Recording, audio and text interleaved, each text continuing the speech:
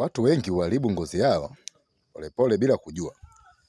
Si kwa sababu ya kukosa bidhaa, bali ni kwa sababu ya skin care ya kubahatisha.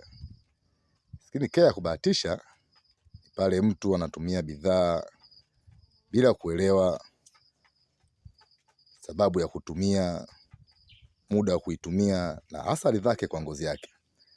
Tatizo la kwanza, mfumo huu ni kuchanganya ngozi.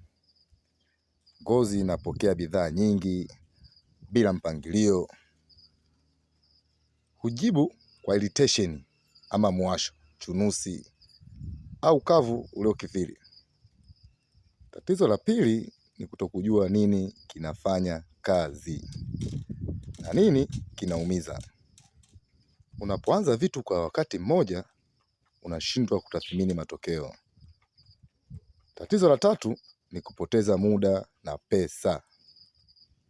Watu wengi hubadilisha bidhaa wakidhani hawajapata solution, wakati tatizo ni mfumo wao na si bidhaa.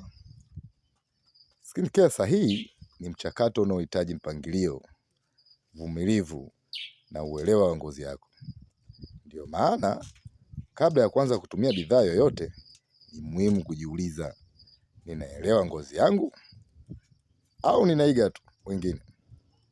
Uelewa sahihi wa ngozi hulinda ngozi, huokoa pesa na huzuia madhara yasiyo na lazima.